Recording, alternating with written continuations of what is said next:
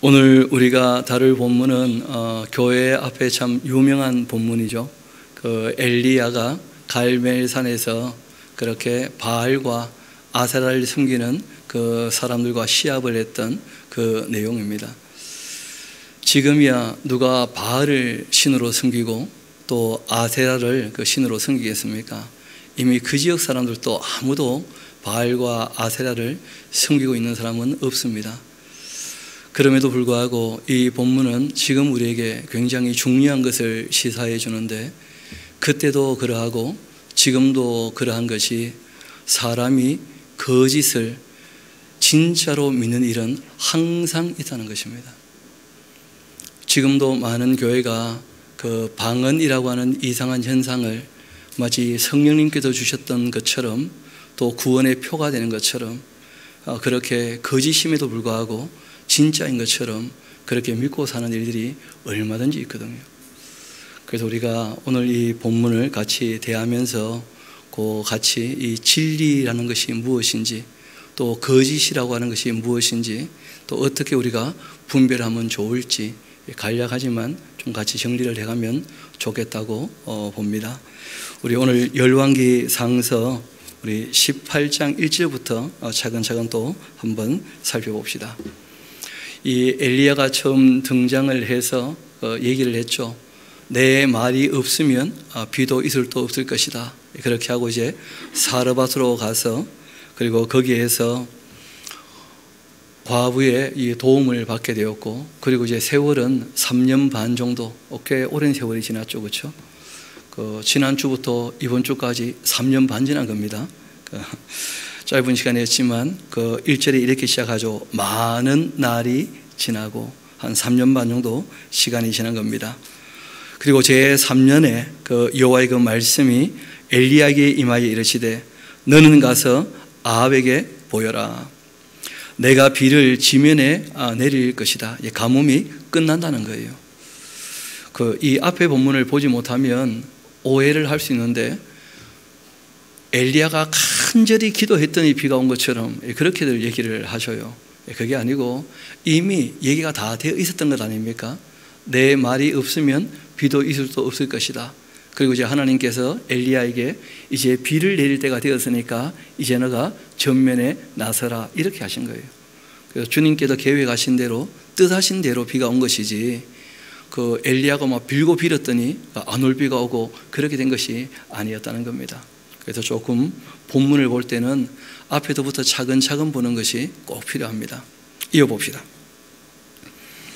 엘리야가 아합에게 보이려고 갔는데 그때 사마리아의 기근이 심하였습니다.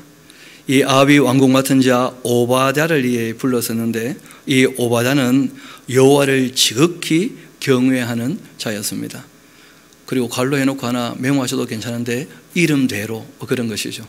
왜냐하면 오바댜 하는 그 이름의 뜻이 하나님을 경외하는 자, 그런 뜻이고, 성경에 보면 꽤 흔한 이름입니다.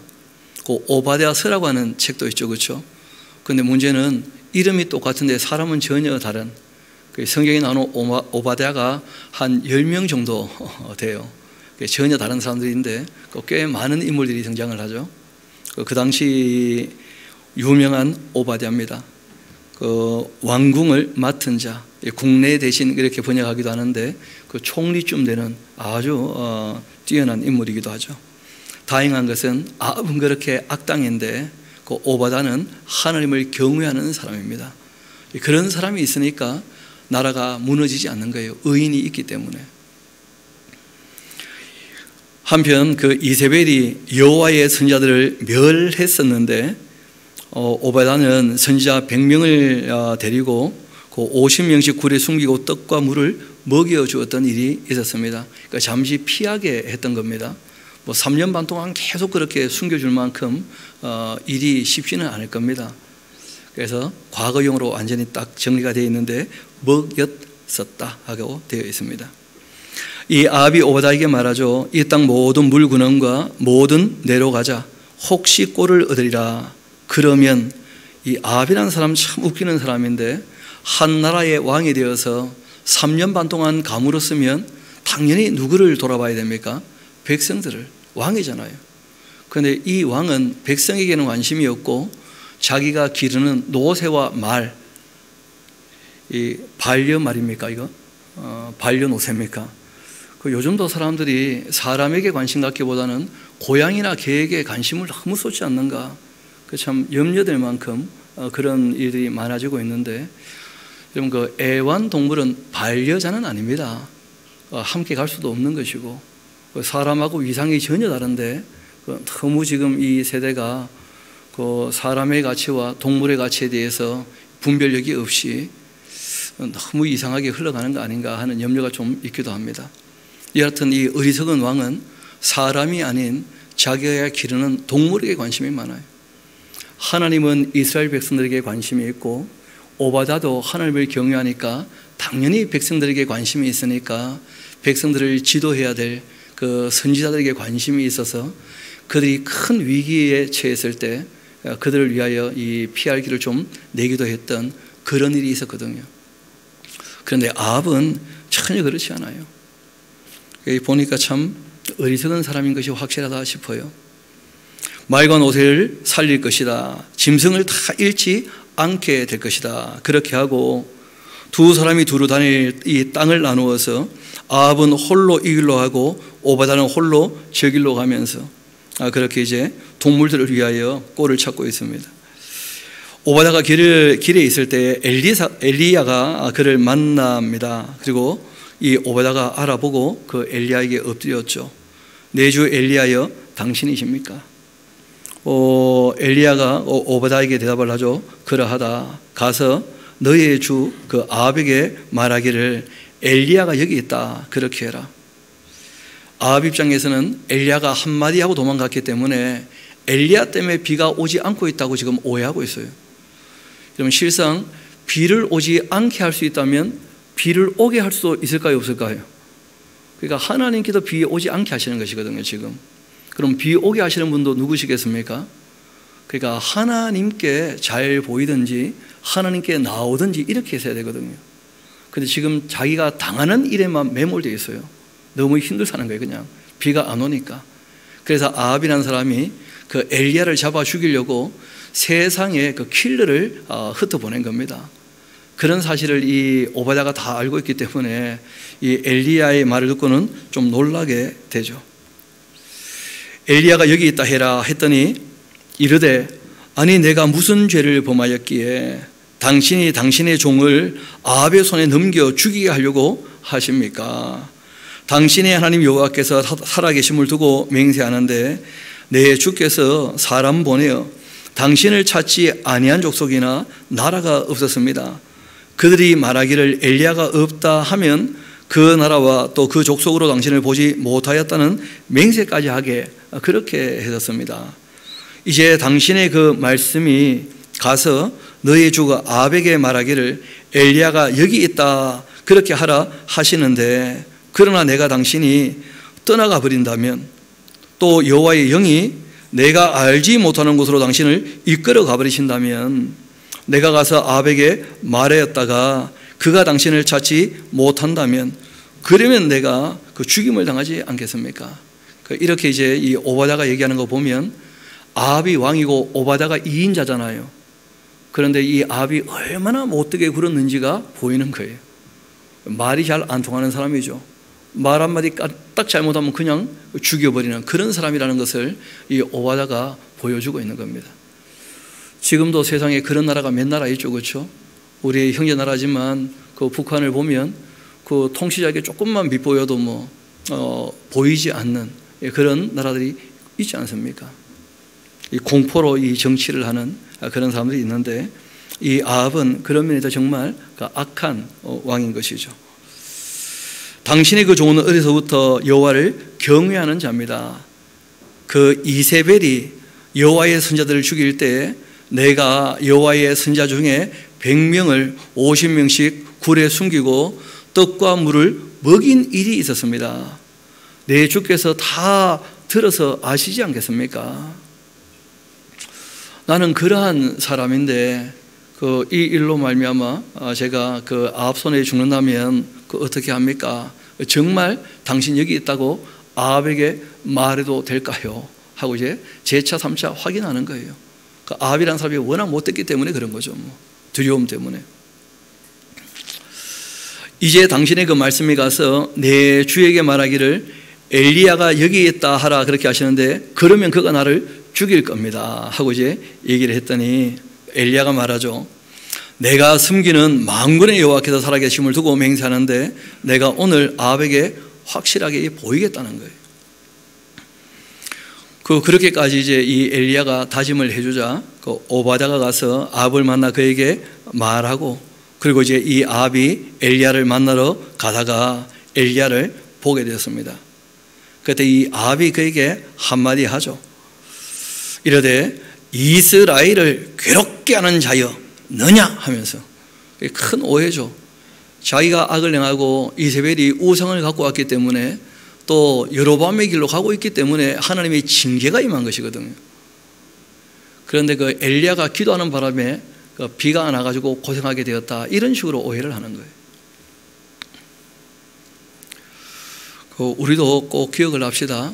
여러분 혹시 코로나19에 걸리게 되면 아 내가 부주의했구나 이렇게 해야지 방역당국 욕하고 그러면 안 됩니다. 방역당국이 어떻게 바이러스를 다 막습니까 대체.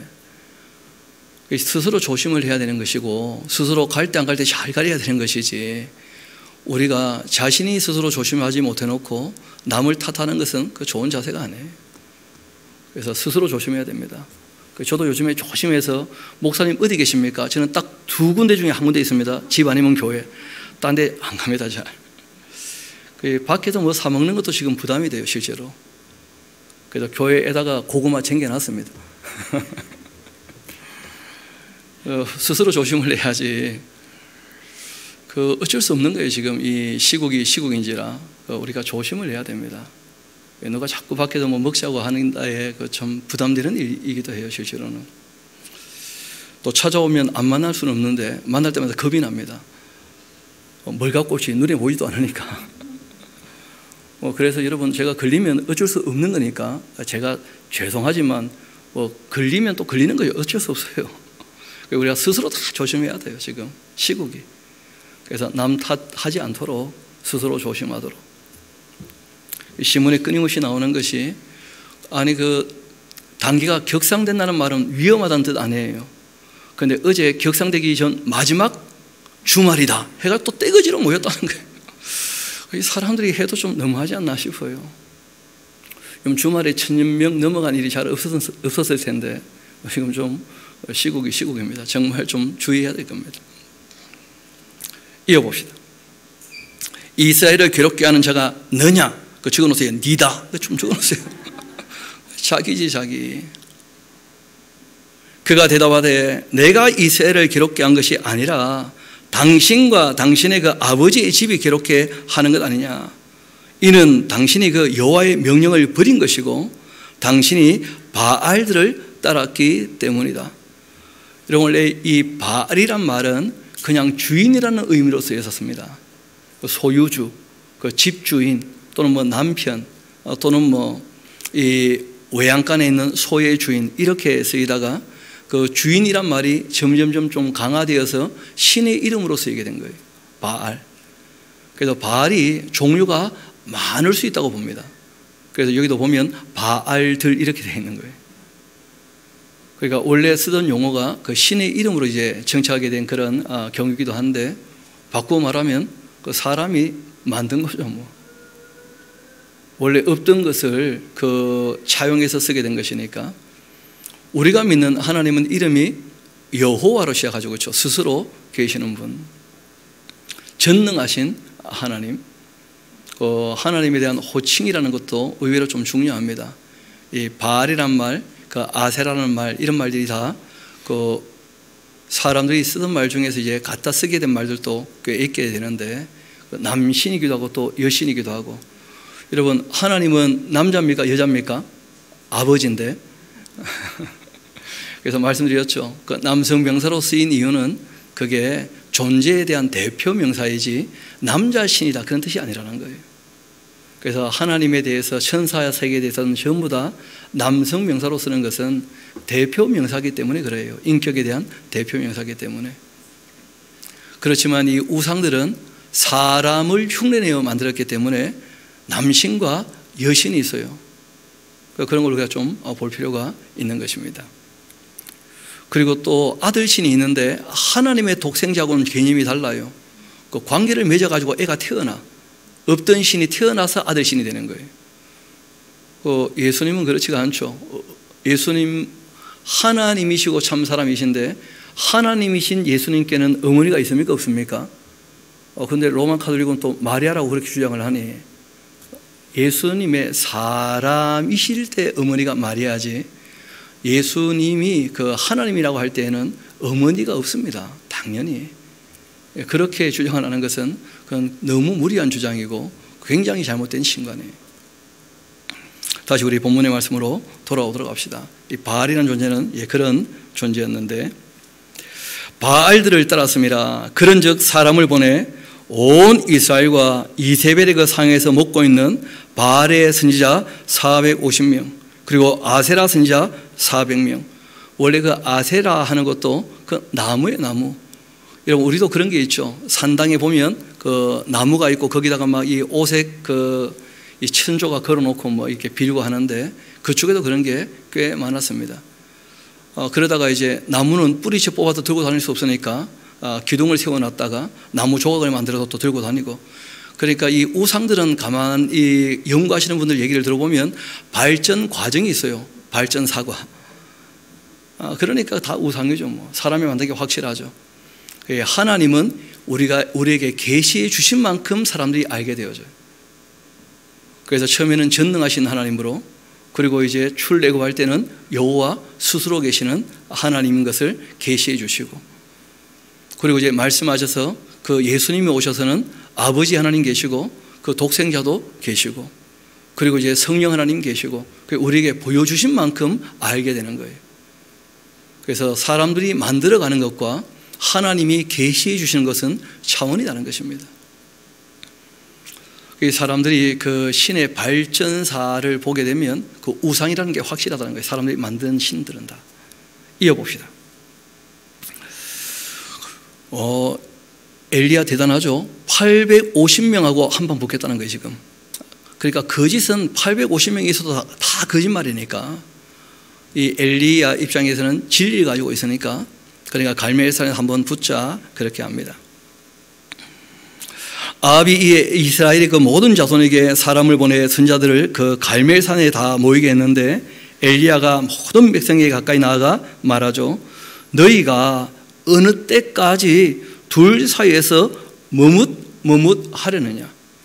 참과 거짓이 섞여 있는데 진리에 대하여 탐구하는 마음이 전혀 없다는 거예요.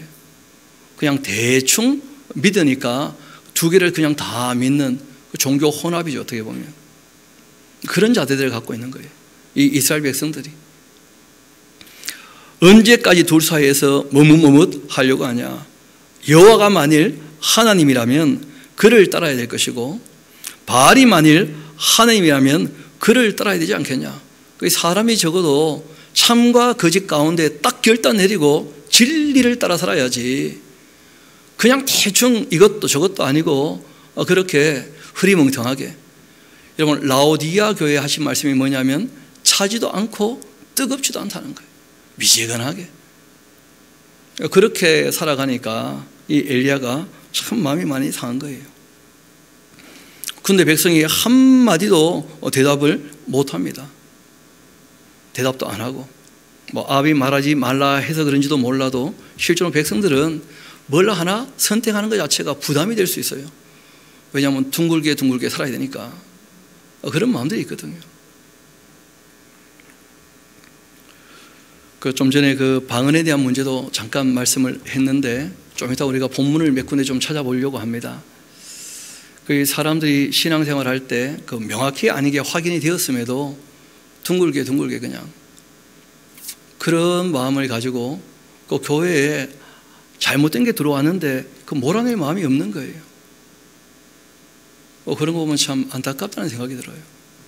거짓이 확실하다면, 몰랐으면 모르는데 확실히 확인되고 드러나게 되었다면, 그러면 하면 안 되는 거 아니겠어요?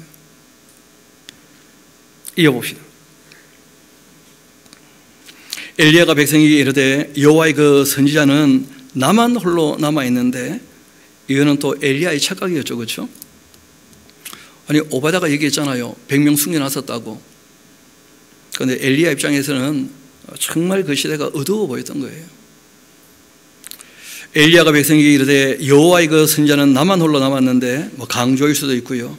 바알의 선지자는 450명이다. 그런즉 송아지 둘을 우리에게로 가져오게 해라. 그들은 송아지 한 마리를 택하여서 각을 떠서 나무 위에 놓고 불은 붙이지 말며, 나도 송아지 한 마리를 잡아서 나무 위에 놓고 불은 붙이지 않고, 너희는 너희의 신의 이름을 부르라. 나는 여호와의 이름을 부르겠다.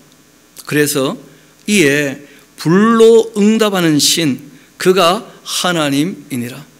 이 대화가 안 되니까, 그러니까 한번 능력을 확인해 보자, 이렇게 한 것입니다. 말이 안 통하니까 이렇게 된 거예요. 말이 안 통하니까. 그래서 능력으로 확인되는 시대는 악한 시대고, 그 능력으로 말미암아 회개한 사람은 없었다는 거예요. 출애굽할 때도 마찬가지였고 엘리야 시대도 마찬가지였고. 이어봅시다. 백성도 다 대답을 합니다. 그 말이 옳다고. 엘리야가 바알의 선자들에게 말하죠. 너희는 많으니까 먼저 송아지 한 마리를 택해서 잡아라. 너희 신의 이름을 불러라. 그러나 불은 붙이지를 말아라. 그들이 받은 송아지를 가져다가 잡고 아침부터 낮까지 그 바알의 이름을 불러 이르되 바알이여 우리에게 응답하소서. 그렇게 하지만 아무 소리도 없고 아무 응답하는 자도 없습니다. 그들이 그 쌓은 제단 주위에서 뛰놀고 있는데 정오에 이르러 엘리야가 그들을 조롱을 하죠. 큰 소리로 좀 불러봐라. 그는 너희들이 섬기는 그 신들인데 묵상하고 있는지, 혹은 그가 잠깐 어디 나갔는지, 혹은 그가 길을 행하는지, 혹은 그가 잠들어서 깨워야 할 것인지 하면서. 우리가 믿는 하나님은 성실하게 일하시는 분이시죠, 그렇죠? 이 엘리야가 그렇게 조롱을 합니다. 예, 그들이 큰 소리로 부르고 그들의 규례를 따라 피가 흐르기까지 칼과 창으로 그들의 몸을 아주 상하게 했다는 거예요. 그러니까 이때 그 바알을 섬기는 사람들은 바알이 진짜 신이라고 믿었던 거예요. 거짓인데 거짓을 참으로 믿었기 때문에 진짜 그렇게 하는 거예요. 응답해 줄 줄 알고. 여러분, 진리라고 할 때에는 그 진리의 특성이 몇 가지 있습니다. 그 제일 먼저는 뭐냐면 진리는 역사성이 담보가 돼야 돼요. 아까 말씀드렸던 것처럼 발전 과정이 있다든지 언제 시작점이 있다면 그 신이라 할 수 없어요.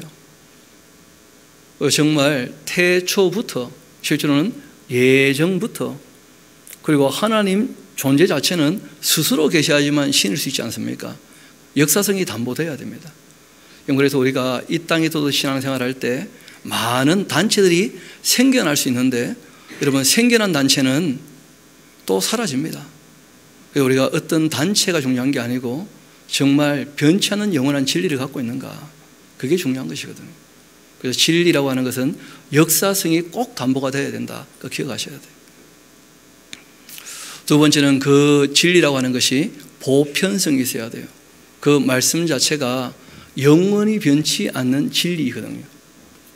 그러니까 아브라함에게 적용되는 말씀은 지금 우리에게도 똑같이 적용되는 거예요.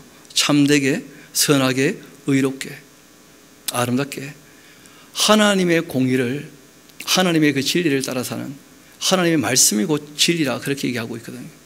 그럼 십계명은 어디 갖다 놔도 항상 무엇입니까? 항상 진리예요. 2000년 후에도 진리일 겁니다. 왜냐하면 진리라고 하는 것은 보편성이 있다는 거예요. 언제 어디서 누가 몇 번을 얘기해도 똑같아야지 말할 때마다 달라지면 그건 진리를 할 수 없잖아요. 그 다음에 그 진리라고 하는 것은 그 인격적 보편성과 함께 양심의 윤리성을 담보해야 돼요. 양심에 끄리끼지 않아야 돼요. 그래서 정말 그 참 옳다, 윤리적으로, 도덕적으로 그런 것을 보면 우리가 진리가 무엇인가 하는 것을 좀 생각해 볼 수가 있게 되는 것입니다. 그뿐 아니라 진리의 그 속성이라는 게 있어요. 진리를 가지면 어떻게 되느냐 하는 문제인데 예수님께서는 한 가지로 표현하셨습니다. 진리는 너희를 자유케 할 것이다. 진리를 소유한 사람은 누구에게 매이지 않는다는 거예요. 말 그대로 그냥 진리 자체에 매이는 것이죠. 그래서 사랑으로 종로를 하게 됩니다. 진리를 소유한 사람은 자유하다는 거예요. 자유하기 때문에 다른 사람에 대하여 배려하게 됩니다. 그래서 다른 사람에게 맞추어 주려고 조심하는 것이지 자유가 강제되거나 억압되는 게 아니라는 거예요. 죄와 사망에서 자유케 됩니다. 욕심에서도 또 온갖 비참에서도 자유케 되는 거예요. 진리를 알게 되어지면. 그 진리의 속성이거든요. 교만함에서도 자유하게 됩니다. 예수님께서 말씀하신 것이 진리를 알면 진리는 너희를 자유케 할 거다. 그렇게 말씀하셨거든. 그게 우리가 정말 진리를 가지고 자유한가? 그런 것도 한번 생각해 봐야 돼요. 아니면 어디에 매여 있는가? 우리가 그 고린도전서 우리 같이 한번 가봅시다. 그 14장 20절 같이 한번 가보면 좋겠는데요. 우리가 또 강독회를 하고 있으니까 우리가 그 본문을 다룰 때는 전체를 다 한번 다루게 될 것이고 고린도전서 14장 같이 한번 가봅시다.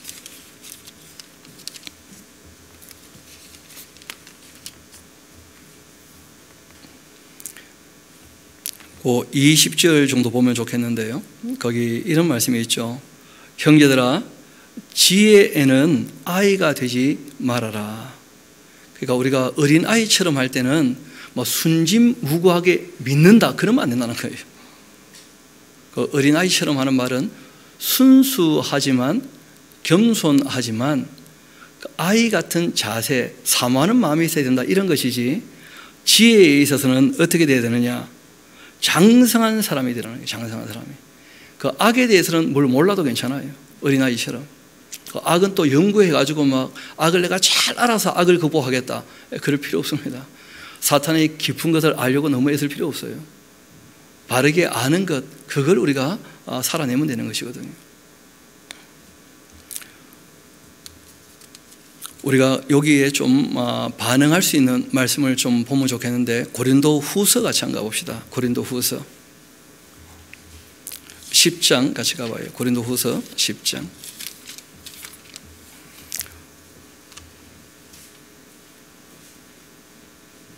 잘 아시는 것처럼 고린도 교회에 여러 가지 문제가 있었었고 그 중에 제일 심각한 문제가 바로 이 거짓 사도로 말미암아 이상한 현상이 나타나게 되었었는데 그 일에 대하여 이상한 현상이 나타나니까 온갖 이론들이 또 만들어지는 거예요.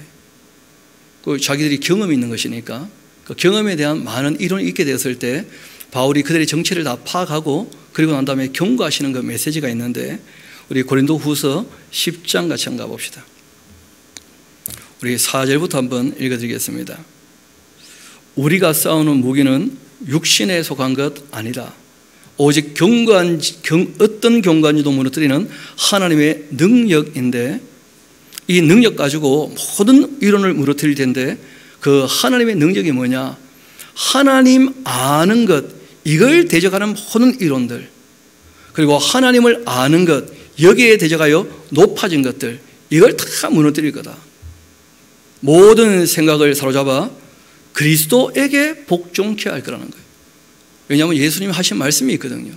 그 말씀을 따라 사는 것이 이게 본질적인 것이지 이상한 현상을 가지고 자꾸 신앙에 대한 다른 이론을 만들어낸다는 거예요.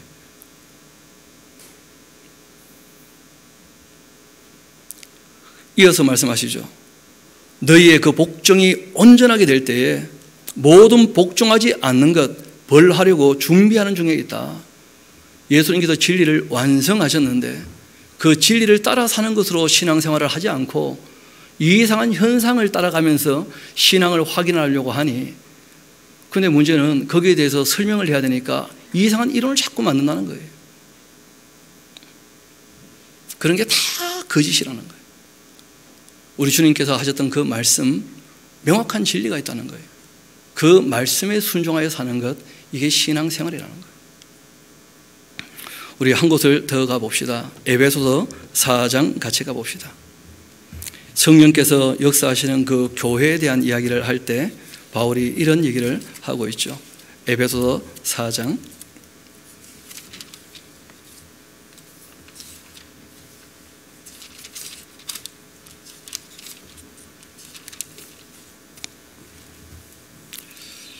그 14절 정도 될 것 같은데요.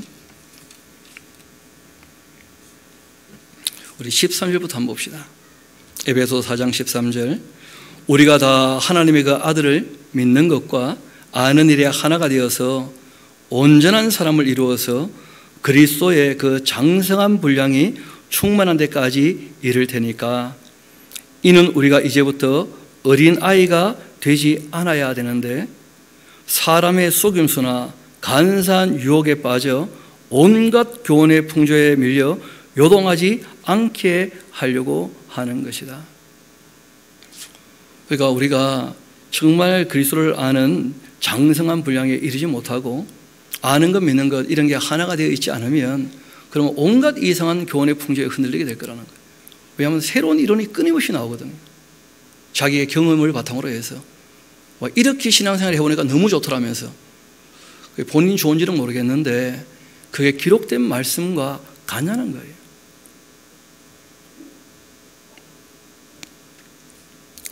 15절은 우리 같이 한번 읽어봅시다. 결국 이제 이렇게 말씀을 하시는데 시작. 오직 사랑 안에서 참된 것을 하여 범사에 그에게까지 자랄지라. 그는 머리니 곧 그리스도라. 그러니까 우리가 예수님 하신 말씀이 곧 그 말씀이 그분이셨거든요. 우리가 그 말씀을 바르게 읽고 듣고 배워서 그 말씀을 지켜 살아가는 것이 그리스도를 닮아가는 것이고 우리 신앙이 자라가는 것인데 그것 이외에 다른 것을 추구한다. 굉장히 잘못된 것입니다. 그런데 안타까운 것은 그걸 진리처럼 믿고 살더라는 거예요.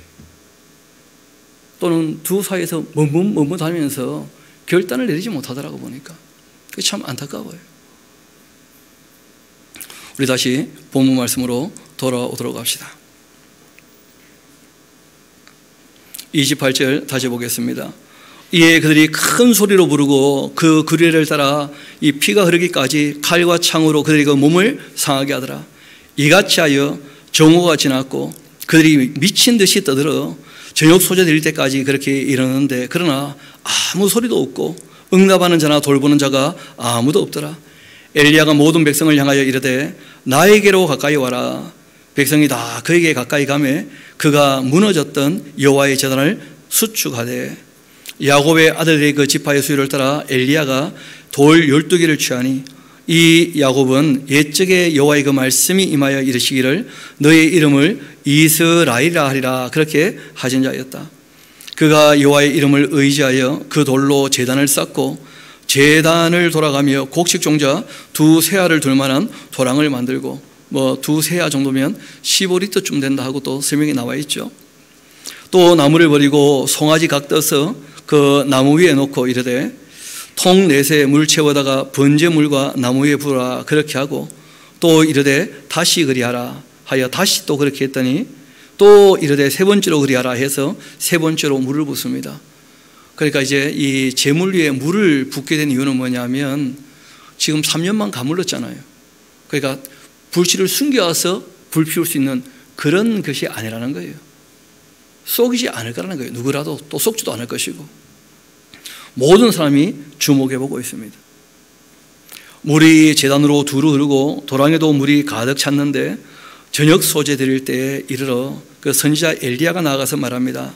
아브라함과 이삭과 이스라엘의 하나님 여호와여 주께서 이스라엘 중에서 하나님이신 것과 내가 주의 종인 것과 내가 주의 말씀대로 이 모든 일을 행하는 것을 오늘 알게 하옵소서.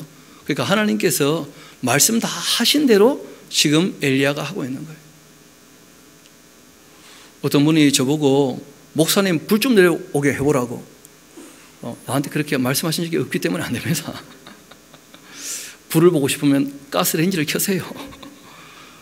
지금 우리 시대와는 전혀 다른, 왜냐하면 그 당시에는 히브리서 1장에 나와 있던 것처럼 여러 부분 여러 모양으로 말씀하셨는데 계시가 완성되기 전이었기 때문에 엘리야에게는 특별히 미리 말씀하셨고 그 말씀하신 대로 이제 일을 지금 하고 계시는 거예요. 하나님 말씀하신 것을 확실히 이 엘리야가 듣고 알고 있기 때문에 그 일을 지금 실행하고 있는 것입니다.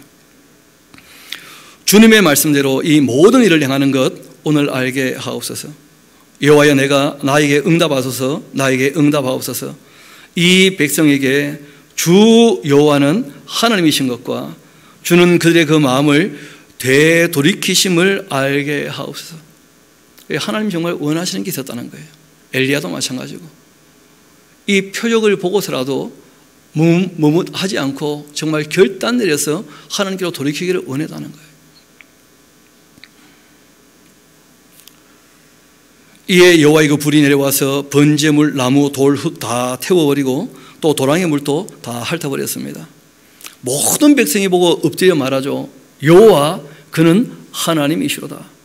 여호와 그는 하나님이시로다. 이게 이제 엘리야 이름의 뜻이기도 합니다. 엘로힘, 그분이 바로 야훼이다, 여호와이다. 누가 엘로힘, 진짜 하나님인가? 엘로힘 하는 말은 하나님의 호칭 같은 것이거든요.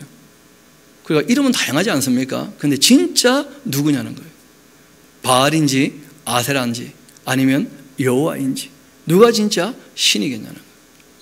여호와 그가 진짜 신이다 하고 많은 사람들이 인정을 하는데 그렇다고 결단하고 돌이켰느냐? 그건 또 딴 문제죠. 엘리야가 그들에게 말합니다. 바알의 그 선자들을 잡되 그들 중 하나도 도망하지 못하게 해라. 그렇게 하며 곧 잡은지라 엘리야가 그들을 기돈 시내로 데려다가 거기다 다 죽였습니다. 이 엘리야가 아합에게 말하죠. 올라가서 먹고 마시십시오. 큰 비소리가 있습니다. 다 약속되어 있으니까요. 아합이 먹고 마시러 올라갔는데 엘리야가 갈멜산 꼭대기에 올라가서는 땅에 꿇어 엎드려 그 얼굴을 무릎 사이에 놓고서 그 사마리에게 말합니다. 이르되 올라가서 바다 쪽을 바라봐라. 그가 올라가 바라보고 말하되 아무것도 없나이다 하되 7번까지 다시 가라. 이미 다 얘기가 되어 있었기 때문에 그렇게 하는 거예요.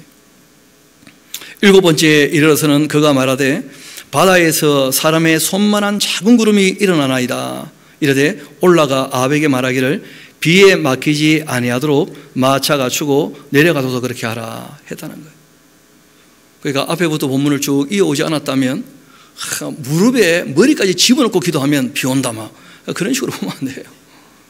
그리고 성인 남자는 무릎 사이에 머리가 잘 안 들어갑니다. 엘리야는 정말 항상 기도하는 사람이었어요.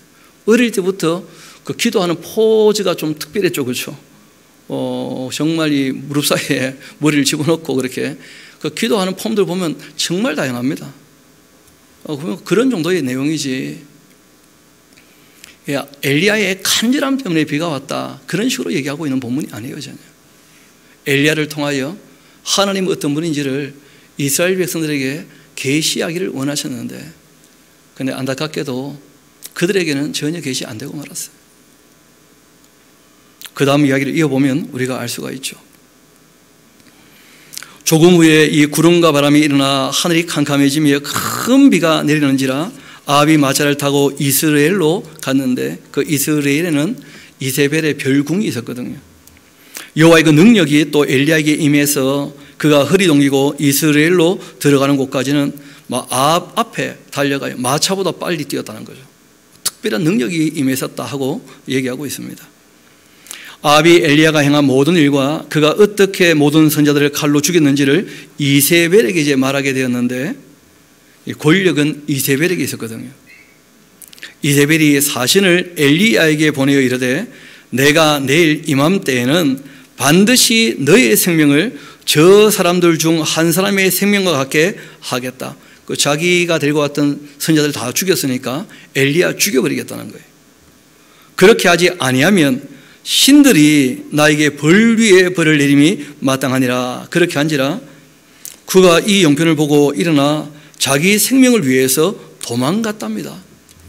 여러분 천하의 엘리야가 하늘로부터 불을 내리고 그리고 비를 내리고 난 다음에 결국은 이세벨의 표독한 말 한마디 때문에 도망가게 생겼어요. 그 일이 어떻게 이어지는지를 좀 보라는 거예요. 불이 내려오면 끝나는 겁니까? 불을 내려도 물을 내려도 안 된다는 거예요. 눈앞에 있는 권력, 그 칼이 사람을 두렵게 해요. 엘리야가 해볼 걸 다 해봤는데 안 된다는 거예요. 결국은 도망을 갑니다. 그리고 유다에 속한 브엘세바에 이르러 자기의 사환을 거기서 또 머물게 하고 자기 자신은 광야로 하룻길 더 들어갑니다. 그리고 로뎀나무 아래에 앉아 있는데 자기가 죽기를 원하여 이르되 여호와여 넉넉하오니 지금 내 생명을 거두시옵소서. 왜냐하면 본인 더 할 수 있는 게 아무것도 없다는 거예요. 최선을 다해봤는데 아무런 열매가 없다는 거예요. 엘리야가 정말 낙심한 거죠. 낭망을 한 것이고, 나는 내 조상들보다 낫지 못하니이다. 왜냐하면 많은 엘리야 앞에도 하나님의 사람들이 있었지 않습니까? 그런데 그 사람들이 이랬던 것들도 거의 대부분 다 역사에서 확인되는 것인데 무위로 돌아갔거든요. 눈에 보일 때는 별로 무슨 성과가 없었다는 거예요. 내가 뭐 그렇게 잘났길래 나로 말미암아 대단한 일이 벌어지겠습니까? 해봤지만 안 됩니다 하고 엘리야가 낙심을 했어요. 그런데 하나님 입장에서는 이스라엘을 포기할 수 없어요. 왜냐하면 개선의 여지가 있는 사람이 아직 있거든요. 또 이 모든 사건을 통하여 기록이 남아있어야 우리 같은 사람이 하나님을 또 알 수 있게 되지 않겠습니까? 그 말씀들을 읽으면서. 그게 하나님께서 포기 못 하시는 거예요. 로뎀나무 아래에 누워 자는데 참 재밌는 게 엘리야가 죽을 사람이 자면 됩니까? 그래. 천사가 그를 또 어루만져주고 천사가 마사지를 하신 거죠. 또 얼마나 힘들겠냐면서 격려하시려고. 그에게 이르되 일어나 먹어라. 일어나 보니까 머리맡에 숯불에 구운 떡이 있어요. 그냥 두면 또 안 먹을 거니까 막 숯불구이 이런 거 해서 줘요. 한 병 물이 있는데 이에 먹고 마시고 또 다시 누워요. 죽을 거면 안 먹어야지 그래.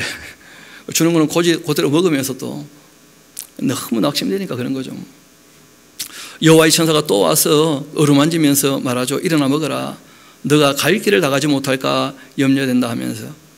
이에 일어나 먹고 마시고 그 음식물의 힘을 의지하여 40주 40야 가서 하나님의 산 이 호렙에 그렇게 머물게 됩니다. 이 호렙에 가면 신의 산이 있죠, 그렇죠? 호렙은 조금 넓은 지역에 대한 표현이고 거기에 이제 산 봉우리 중에 한 산이 신의 산이죠. 그래서 우리가 뭐 호렙산, 신의 산 이렇게 뭐 부르기도 하죠. 엘리야가 그곳 굴에 들어가서 거기 머물러 있었는데 여호와의 그 말씀이 그에게 임하여 이르시되 엘리야야 너가 어찌하여 여기 있냐. 그가 대답하되 내가 만군의 하나님 여호와께 열심히 유별하지 않습니까? 이는 이스라엘의 그 자손이 주의 언약을 버려버렸고 주님의 그 제단을 헐어버렸고 칼로 주의 선자들을 죽였음이오며 오직 나만 남았거늘 그들이 이제 나의 생명을 찾아 빼앗으려고 합니다. 그러니까 그들 손에 죽기 싫으니까 하나님께서 나의 생명을 지금 취하여 가시라. 이게 이제 엘리야의 입장인 거죠. 어떻게 보면 여호와께서 이르시되 너 나가서 여호와 앞에서 산에 서라. 그렇게 하시니 여호와께서 지나가시는데 여호와 앞에 아주 크고 강한 바람이 산을 막 가르고 바위를 부수고 그렇게 대단한 이 현상을 봤는데 그런 바람 가운데 여호와께서 계시지 않더라는 거예요. 또 바람 후에 막 대단한 지진이 있었었는데 그러나 그 지진 가운데에서도 여호와께서 계시지 않더라는 거예요. 또 지진 후에 불이 있었는데 그러나 그 불 가운데에서도 여호와께서 계시지 않더라는 거예요. 아마 하나님께서 그 엘리야가 대단한 하나님의 능력이 나타나면 사람들이 돌이킬 거라 생각했던 것에 관해서 그런 것이 아니지 않느냐, 이걸 아마 깨닫게 하시려고 그러셨던 것 같은데 대단한 일이 벌어졌지만 거기에는 하나님의 음성이 있지 않았고 불 후에 뭐가 있었습니까? 세미한 소리가. 하시는 말씀을 알아들어야 되겠죠. 그 세미한 음성이 있었어요. 그리고 이제 엘리야에게 남아있는 사명 몇 가지가 있다는 것을 알려주신 거예요. 그러니까 능력이 중요한 게 아니고 내가 맡기는 사명, 내가 너에게 맡기는 일을 잘 감당하면 좋겠다. 그렇게 하시는 것 같아요 보니까. 그 음성이 하시는 말씀이 있습니다. 그 그 엘리야가 듣고는 겉옷을 얼굴에 가리고 나가 굴러기에 섰는데 소리가 그에게 임하여 이르시되 엘리야야 너가 어찌하여 여기 있냐. 그가 대답하되 내가 만군의 하나님 여호와께 열심히 유일하지 않습니까? 이는 이스라엘의 그 자손이 주의 언약을 버렸고 주의 제단을 헐어버렸고 칼로 주의 선자들을 다 죽였음이오며 오직 나만 남았거늘 그들이 내 생명을 찾아 빼앗으려고 합니다. 여호와께서 그에게 말씀하셨죠. 너는 너의 길을 돌이켜 광야를 통하여 다메섹에 가서 이르게 되면 하사엘에게 기름 부어 아람 왕이 되게 하고 너는 또 님시 아들 예후에게 기름 부어서 이스라엘 왕이 되게 해서 그 오므리 왕조 아합 집안 다 무너지게 하고 그리고 또 아벨 물라 사바디가 아들 엘리사에게 기름 부어서 너를 대신해서 선지자가 되게 해라. 너가 여기까지 너의 일을 다 했다고 생각한다면 그 다음 너 이어서 엘리사가 또 그 사명을 감당하게 될 거다. 그렇게 말씀하신 거죠. 저도 그 에스라 하우스에서 허락을 해 주셔서 그 성지 순례를 갈 때 시내산에 갔었거든요. 그 시내산에 가면 이제 그 얘기를 해줘요. 여기가 엘리야가 들어갔던 굴이라고. 제가 속으로 당신이 어떻게 아느냐 그걸. 굴이 한두 개가 아닌데 그래. 근데 뭐 그렇다고 얘기를 해요. 그래서 뭐 굴 옆에 가서 가만 서 있어 봤는데 뭐 아무 소리 없더라고 보니까. 그래서 내려와서 성경 다시 읽기로 뭐 우리는 엘리야가 아니니까요. 그 당시에 그런 사건이 있었다는 거예요. 저는 성경에 기록된 대로 다 믿습니다. 그 하나님께서 엘리야에게 그 사명을 맡기셨는데 중요한 것은 하사엘 칼을 피하는 자 예후가 죽일 거고 예후의 칼을 피하는 자 엘리사가 죽일 것이다. 오므리 왕조는 완전히 진멸당할 거라는 거예요. 아합 집안은. 그러나 내가 이스라엘 가운데 7,000명 남길 것이다. 그러니까 하나님께서 보실 때 개선의 여지가 있는 사람들이 있다는 거예요. 그들은 다 바알에게 무릎을 꿇지 않고 다 바알에게 입맞추지 아니한 자들. 정말 누군가가 전하면 알아들을 만한 사람들 아직 있다는 거죠. 바알에게 무릎을 꿇지 않은 7,000명이 있다. 엘리야가 거기서 떠나 사밧의 그 아들 엘리사를 만났고 그가 12겨릿소를 앞세웠는데 밭을 갈고 있습니다. 뭐 결이라는 말이 그 두 마리 소를 함께 묶고 두는 쟁기의 이름이라 그러죠. 그렇죠? 우리말로 그를 큰 쟁기를 소 두 마리를 묶어두는 쟁기를 결이라 그러니까 12겨릿소 하면 그러면 24마리쯤 되지 않겠나 싶죠. 그렇죠?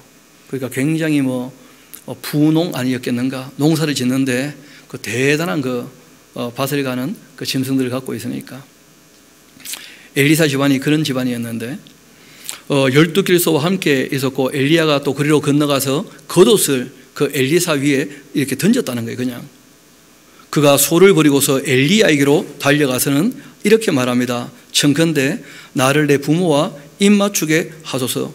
그러한 후에 내가 당신을 따르겠습니다. 그 엘리야가 그에게 이런 말합니다. 돌아가라. 내가 너에게 어떻게 행하였냐? 왜 너 나를 따르려고 하냐? 하고 이제 엘리야는 또 오히려 아주 그냥 무심한 척 그렇게 얘기를 해요. 그런데 21절 아주 중요합니다.